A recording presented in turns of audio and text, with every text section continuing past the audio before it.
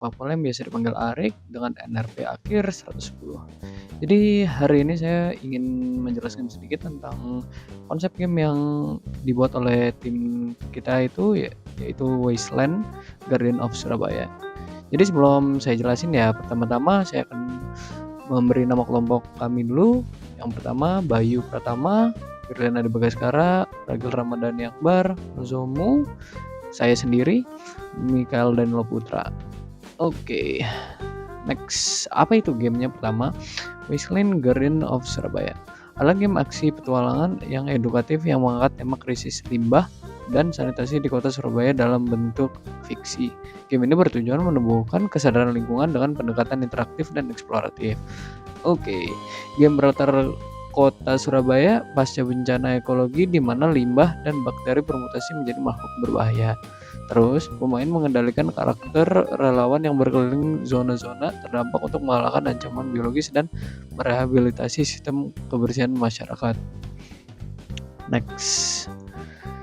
Game ini menggunakan skema open zone berbasis peta Surabaya dibagi ke dalam kecamatan-kecamatan dengan masalah limbah yang berbeda. Pemain dapat menjelajahi zona, menjalankan misi pembersihan melawan musuh, serta melakukan intervensi sosial seperti membangun TPS atau program daur ulang.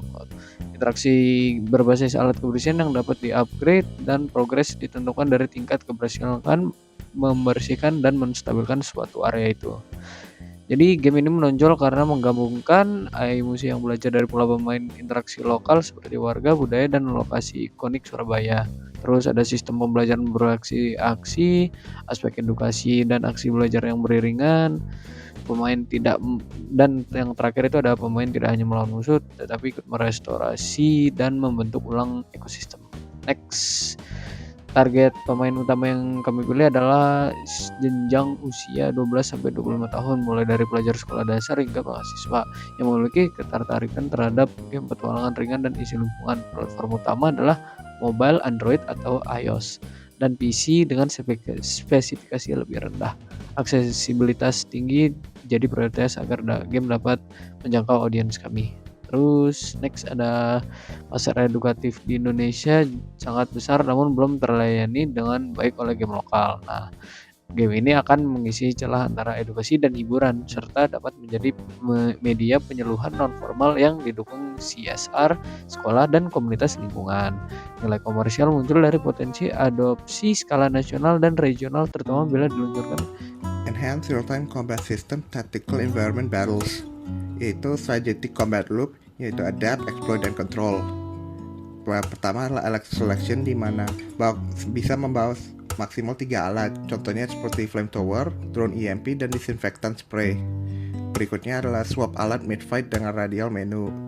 Kedua adalah positioning dan mobility, di mana zona pertarungan memiliki area interaktif, contohnya seperti toxic spill yang bisa membakar untuk damage overtime, dan scrap pile diledakkan dengan projektil listrik. Ketiga adalah resource trade-offs, di mana alat pakai stamina, contohnya seperti flamethrower, membutuh 15% stamina per detik, dan durabilitas alat berkurang lebih cepat di zona yang korosif. Desain karakter dan lingkungan, identitas yang dinamis dan naratif visual.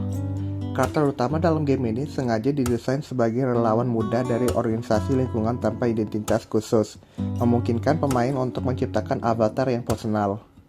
Pemain diberikan kebebasan untuk menyesuaikan penampilan karakter seperti memilih gaya rambut, warna baju, serta jenis alat yang akan digunakan dalam petualangan. Uniknya, outfit karakter akan berubah secara dinamis menyesuaikan dengan lingkungan zona yang dijelajahi, mulai dari masker gas di area peracun, baju hazmat di kawasan industri, hingga jas hujan saat menjelajahi daerah yang banjir. Seiring dengan berkembangan permainan, karakter utama juga akan mengalami perubahan visual yang mencerminkan pertumbuhan dan pencapaian pemain. Yang pertama adalah desain lingkungan, yaitu 2 wajah yang kontras, konsep dual state. Yang pertama adalah versi rusaknya, yaitu visualnya akan ada palet warna suram, yaitu abu-abu hijau tostik, efek partikel kabut, tekstur permukaan retak atau berlumut. Terus ada detail cast, yaitu jembatannya Suramadu yang tiang karat, sampah mengapung di sungai. Tunjungannya ada neon sign yang rusak, jalan yang dipenuhi dengan limbah elektronik. Kemudian adalah versi yang pulih di mana visualnya akan warnanya cerah seperti biru langit dengan hijau daun. NPC beraktivitas, suara latar hidup seperti tawa anak, musik jalanan. Dan berikut adalah detail transformasi, yaitu di mana sungai di Suramadu jadi tempat Kayang King. Dan berikut adalah tunjungan berubah jadi Ecomart Market dengan stand daur ulang. Berikut adalah sketsa dan moodboard.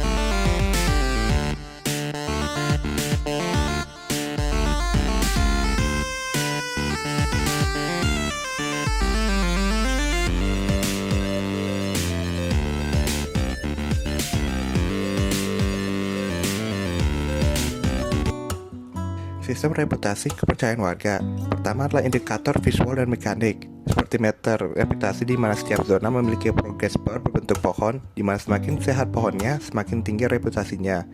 Dengan warna dinamis seperti merah dianggap sebagai tidak dipercayai, kuning dianggap sebagai netral, dan terakhir hijau dianggap sebagai sahabat lingkungan. Dampak reputasi dimulai dari level 1 di mana warga menghindari pemain dan sampah baru mulai muncul secara acak. Level 2 di mana NPC memberi high five atau senyum kepada pemain serta akan diberikan bonus resource harian kepada pemain, seperti contohnya 5 koin hijau. Dan terakhir level 3 akan memberi pemain shortcut di mana akan ada akses jalur tersembunyi. Contohnya seperti pipa air besi untuk cepat berpindah zona. Dukungan NPC, warga akan selalu membantu pemain dalam membersihkan sampah ringan secara otomatis. Dalam game ini akan ada DLC atau downloadable content seperti paket zona ekspansi seperti limbah medis, monster berbentuk jarum suntik atau simbol biohazard dengan mekanik baru, atau juga krisis mikroplastik. Akan ada zona pantai dengan sampah mikro yang membutuhkan alat khusus. Harga untuk DLC ini akan mulai dari 30.000 sampai 50.000 rupiah per paket. Dan strategi ditawarkan bundle 3 zona dengan diskon 20%. Berikut akan ada merchandise digital seperti kosmetik, seperti kostum karakter dengan contohnya pahlawan daur ulang dari kardus bekas, serta stiker cat berbasis emoji lingkungan seperti simbol air, api, dan simbol recycling untuk platform sosial.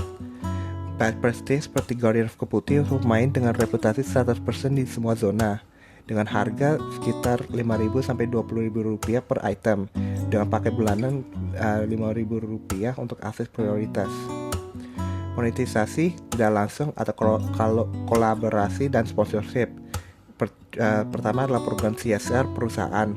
Sponsor alat virtual perusahaan sampah nyata bisa mensponsori alat dalam game. Terus akan ada manfaat sponsor dengan logo muncul di loading screen, tambah juga laporan dampak nyata. Event kolaborasi seperti Clean River Challenge dengan komunitas sungai lokal di mana pemain akan menyelesaikan misi untuk dapat voucher makanan organik. Terus berikut ada merchandise fisik seperti buku edukasi, ya contohnya sampah jadi berkah, yaitu panduan daur ulang plus kode redeem skin eksklusif dengan harga sekitar 75.000 rupiah termasuk ongkir. Berikut adalah physical collectibles dengan gantungan kunci karakter monster limbah, yaitu bahan daur ulang. Wasteland adalah kombinasi ideal antara entertainment dan edukasi berbasis lokal. Didukung mekanik aksi dan interaktif yang solid serta nilai sosial tinggi.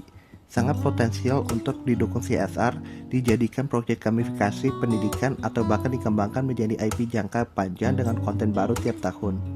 Kami percaya game ini mampu memberi dampak positif dan menyenangkan bagi pemain, sembari menyampaikan pesan penting tentang lingkungan. Tonton presentasi lengkap kami dalam dokumentasi di video di link berikut. Terima kasih atas waktu dan perhatiannya.